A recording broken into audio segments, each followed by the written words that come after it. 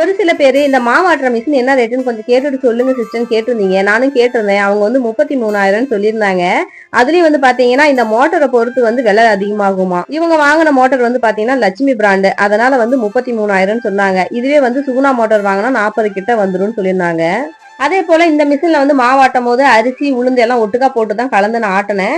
அப்படி ஆட்டும் போது இட்லி தோசை நல்லா சாஃப்டா வருதுன்னு கேட்டிருந்தீங்க. உண்மையாலுமே வந்து நல்லா தான் வந்துருந்துச்சு.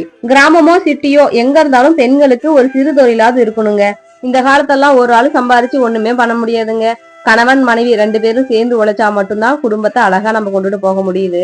ஒரு காலத்துல குழந்தைங்களை காலையில ஸ்கூல் அனுப்பி விட்டா திரும்ப சாயங்காலம் வர வரலையும் நானே போனை ஓபன் பண்ணிட்டு எந்த நேரமும் யூடியூப் ரீல்ஸ் பாத்துட்டு இருந்தேன். ஆனா ஏதாவது ஒண்ணு சம்பாதிக்கணும், ஏதாச்சும் ஒண்ணு பண்ணணும் அப்படின்னு யோசிச்சுட்டே இருந்ததுனாலதான் இப்ப வந்து நானே ஒரு யூடியூபரா இருக்கிறேன். யூடியூபரா ஆகல அப்படின்னா ஏதாவது ஒரு கம்பெனியை பிடிச்சி வேலைக்காவது கண்டிப்பா ஜாயின் பண்ணிருப்பேன். வீட்டுல இருந்திருக்க மாட்டேன். ஏன்னா அந்த அளவுக்கு நம்மளுடைய தேவைகள் அதிகமாயிட்டே போயிட்டு இருக்கு.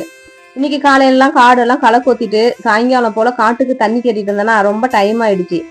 எதுவும் பெருசா சமைக்க முடியல. சரின்ட்டு தோசை சுட்டு காலையில வச்ச குழம்பு இருந்துச்சு, அதே வந்து செஞ்சு கொடுத்துட்டேன்.